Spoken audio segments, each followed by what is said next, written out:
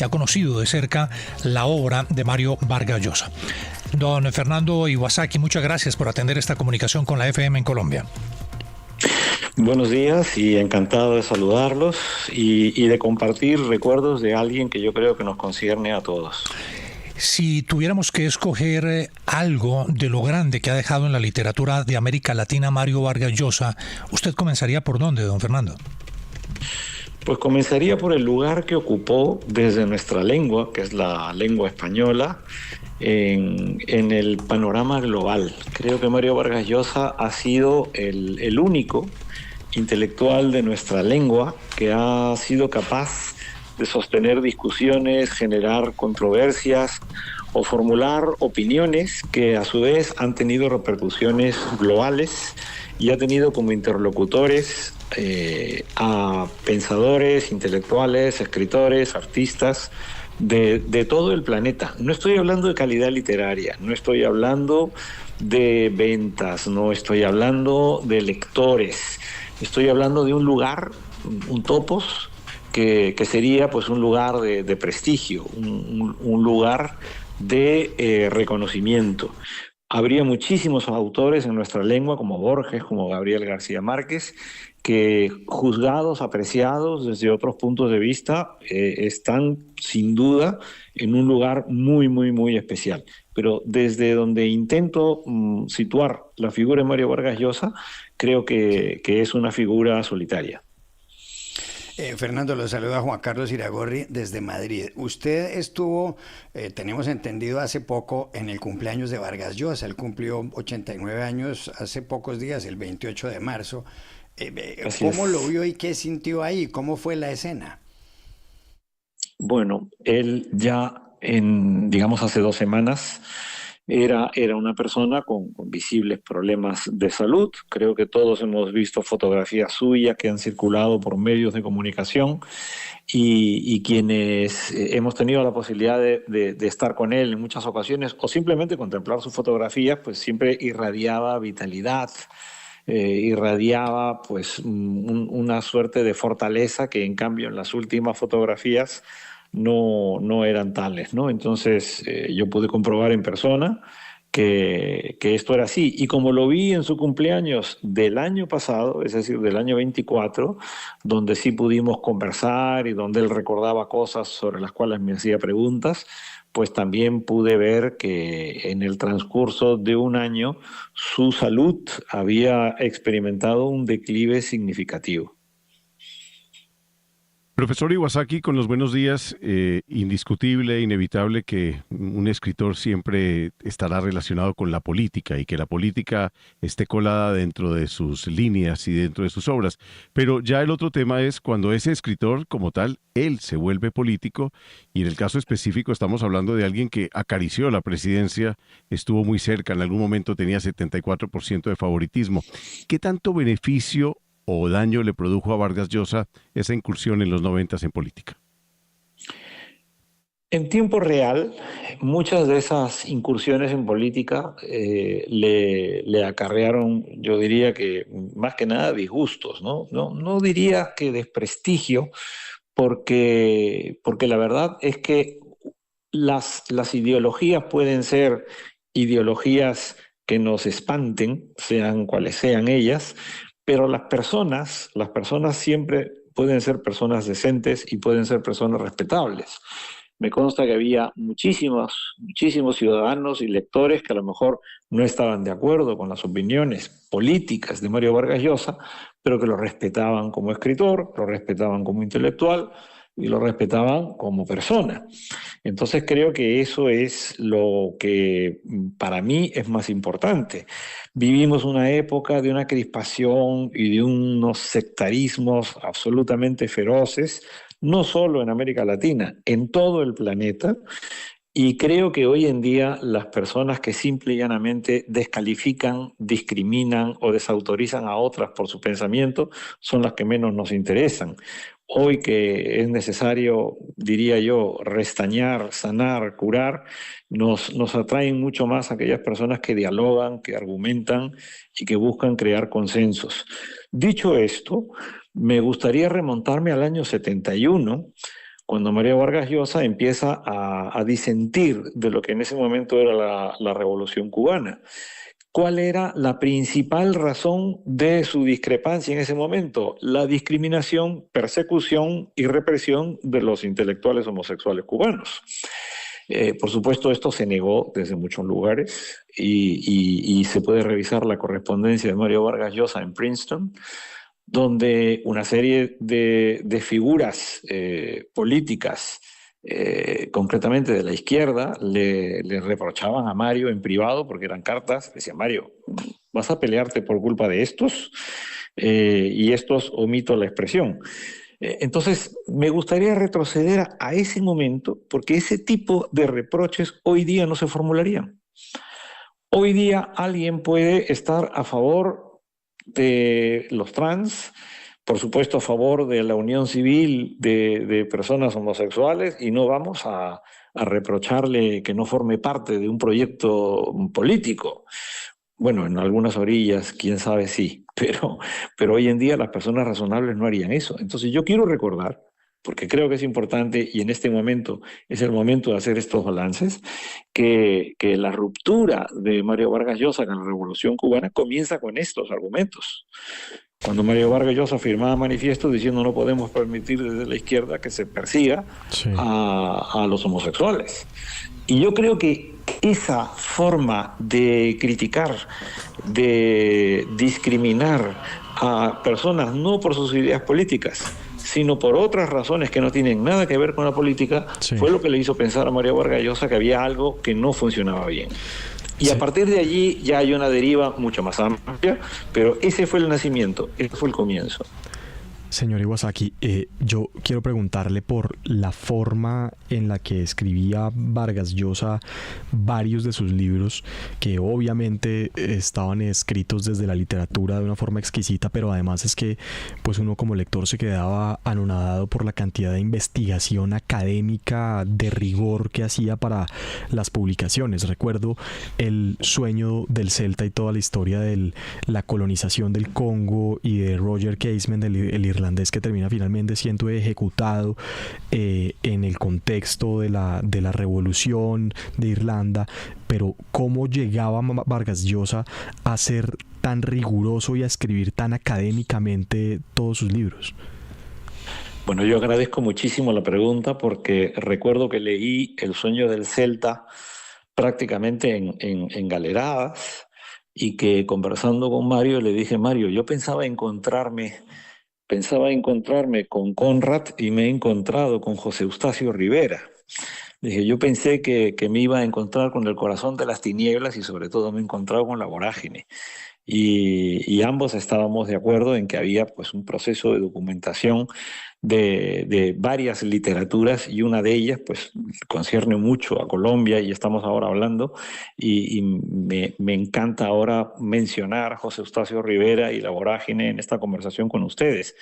Mario Vargas Llosa tenía una capacidad de documentación muy grande.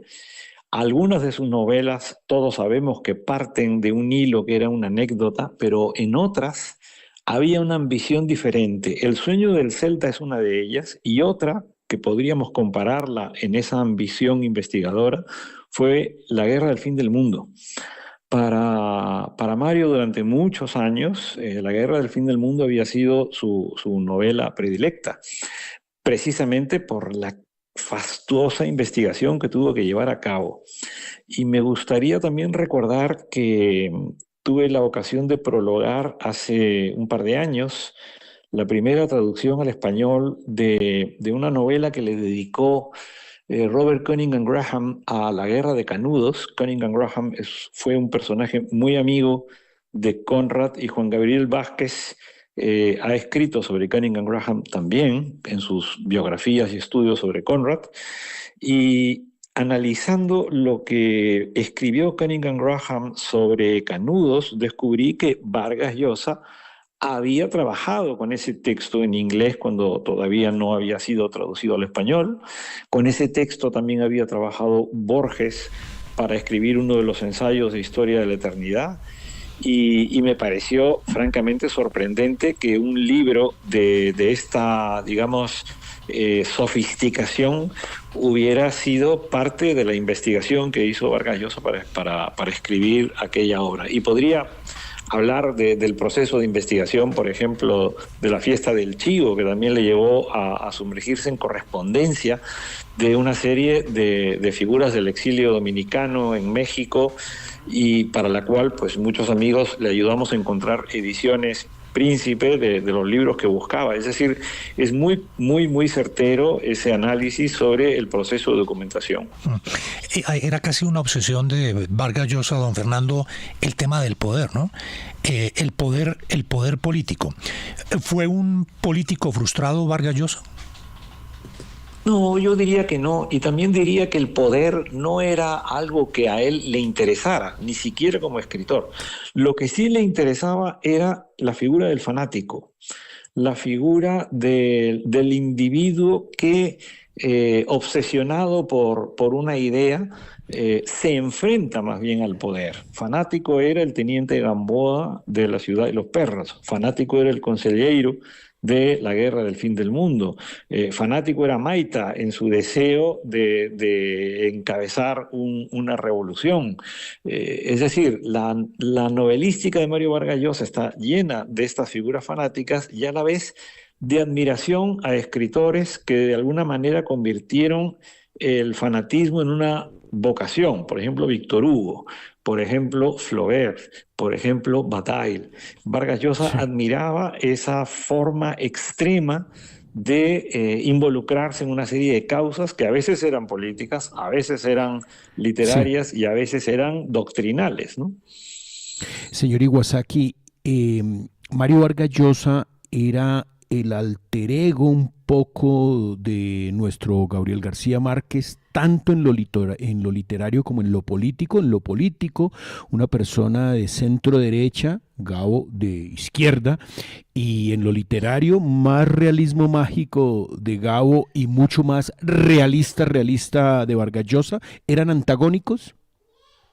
No, y además me gustaría también decir en este momento que la admiración, estoy seguro que era mutua, solo que como tuve mucho más cercanía con Mario Vargas Llosa, me consta que su admiración por la obra de García Márquez era muy grande y que él era capaz muchas veces de hacer la división entre lo que podía ser su opinión sobre ideas políticas y su admiración por la obra personal.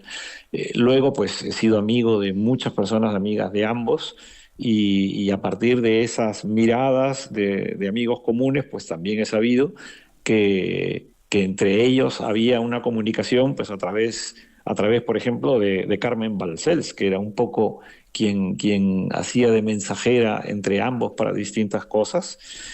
Creo que además en el boom latinoamericano, en el selecto grupo de los 6, porque me gusta incluir a José Donoso y a Guillermo Cabrera Infante, a la lista de Carlos Fuentes, Mario Vargas Llosa, Julio Cortázar y Gabriel García Márquez, yo creo que los 6 eran muy diferentes y que, por ejemplo, de Julio Cortázar no tendríamos por qué esperar realismo mágico. Sin embargo, él hacía una literatura fantástica que era extraordinaria, en la mejor tradición inaugurada por Poe o Borges. Y luego, pues, Carlos Fuentes, que sí fue hasta el final muy amigo de Gabriel García Márquez, tenía una voz también propia que a mí me gustaría también, en el momento en el que desaparece Mario Vargas Llosa, hacer una reivindicación pues de Fuentes y de Julio Cortázar. Creo que eran extraordinarios. Ese grupo nos prácticamente alumbró a todos, hayamos sido historiadores, escritores, periodistas, ensayistas.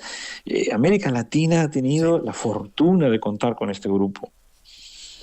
Fernando, es verdad lo que dice usted, pocos movimientos literarios como el realismo mágico o el boom, para decirlo de otro modo, han tenido 2 premios Nobel, en este caso García Márquez y Vargas Llosa. Pero mire, le iba a preguntar, en su opinión, cuál es la obra cumbre de Vargas Llosa y por qué, pero le cambio la pregunta por una parecida. Si una persona no ha leído a Vargas Llosa y quiere ir a una librería en media hora y comprar un libro, ¿usted cuál le recomendaría y por qué? Es una pregunta muy difícil de responder y voy a primero explicar por qué. Porque creo que a las personas que no han leído nada de Mario Vargas Llosa no hay que quitarles el hambre, sino abrirles el apetito. Entonces, si yo en este momento le dijera a un joven que nunca ha leído nada de Mario Vargas Llosa, que comenzara con, por ejemplo, Conversación en la Catedral, que para mí es la obra mayor de Mario Vargas Llosa, probablemente no le abra el apetito. Incluso puede que le produzca un efecto contraproducente. Le diría que comenzara con La tía Julia y el escribidor o que comenzara con Los cachorros. Y a partir de allí, a partir de abrirle el apetito, pues le podría recomendar otra obra. Y sí, siempre recomendaría como su obra mayor Conversación en la Catedral. En esto hay una diferencia muy grande con Gabriel García Márquez, porque nosotros podemos recomendar directamente 100 años de soledad. Es una obra deslumbrante, extraordinaria y maravillosa. Pues ahí está, es Fernando Iwasaki, escritor e historiador peruano, conocedor como el que más de la obra de Mario Vargas Llosa, con quien, como ustedes escucharon, estuvo hasta hace muy poco en la celebración de su último cumpleaños. Don Fernando, muchas gracias por estar en la FM. Muchas gracias a todos ustedes y les deseo un día estupendo. Aprovecho esa última pregunta, Juan Carlos, compañeros, para preguntarles, la obra de Mario Vargas Llosa que lo marcó o que les marcó a ustedes en la vida, doctor Quijano. No, sabe que yo obviamente tengo un conocimiento bastante cercano con la obra de Mario Vargas Llosa. Me quedo con una obra en la adolescencia que leí que es Los cachorros. Sí. Con su protagonista el Pichula Cuéllar, que realmente en esa edad, en la adolescencia, lo marca mucho a uno. ¿Usted entrevistó a Mario Vargas Llosa, doctor Quijano? Sabe que una vez doña Ana Mercedes Gómez, la emblemática directora del Colombiano, la histórica directora del Colombiano, sí, quería fortalecer sus columnas y me envió, de esas cosas que le agradezco al periodismo, a entrevistar a Mario Vargas Llosa. Me dio cita en su apartamento en París y lo trajimos durante muchos años. Fue columnista de la revista Generación, que era el dominical del periódico El Colombiano, cuando El Colombiano vendía 150,000 periódicos los domingos. Todavía existe la Generación. No sabía. Y su columna Piedra de Toque fue publicada por El Colombiano durante varias décadas y obviamente tuve la oportunidad de conocer la casa, el apartamento en París de Mario Vargas Llosa. ¿Qué tal ese privilegio? Bueno, ¿no? Tremenda historia, doctor Quijano. Juan Carlos, en Madrid, el libro que lo marcó usted de Vargas Llosa. Pues Conversación en la Catedral, pero recuerdo mucho porque pude entrevistar a Vargas Llosa varias veces, sobre todo cuando presentaba sus libros aquí en Madrid. Me encantó La Fiesta del Chivo, aquella novela que él publicó en el año 2000 sobre Rafael Leónidas Trujillo, el dictador de República Dominicana. Es un libro que me parece que vale mucho la pena leer, William. Santiago. A mí me gustó mucho El sueño del Celta, esa historia brutal de Roger Casement, que era homosexual, era británico y estuvo implicado en la rebelión de Irlanda y por eso fue ejecutado por traición. Narra muy bien lo que tenía que vivir una persona homosexual de la época, pero además el último que publicó, no estoy seguro si este fue el último, pero sí por lo menos uno de los últimos, que es un libro sobre la historia de la música criolla en Perú.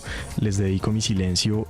Como decía el experto, me parece que es un libro muy importante para abrir. Sí, sabe que ese último libro lo leí también, lo publicó en el 2023 Santiago, y fue prácticamente su despedida del mundo literario, y toca un tema que lo hemos conversado muchas veces aquí en esta mesa, doctor Quijano, de las cosas que unen al país. Colombia, por ejemplo, no ha logrado todavía encontrar un hilo conductor que nos una como país. Pues Vargas Llosa, en ese libro, con la historia de Lalo Molfino, un músico mítico en Perú, hablando de la historia del vals, y de un comentarista cultural, musical, como Toño Aspilcueta, por medio de quien cuenta la historia del vals en Perú, y cómo relata allí Mario Vargas Llosa, el vals es el hilo conductor que une a Perú, identifica a Perú por medio de la música, de los valses peruanos.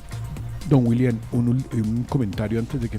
Pero la verdad sea dicha, y obviamente haciendo mi papel del TOD, del trastorno oposicional desafiante, sí. Como político fue un fracaso, como político fue un chiste, sí, no, la verdad Fujimori lo cascó las veces que usted quiera, era un personaje que venía de Madrid y de París a tratar de ser presidente, como el personaje que cuenta un poco en sus libros.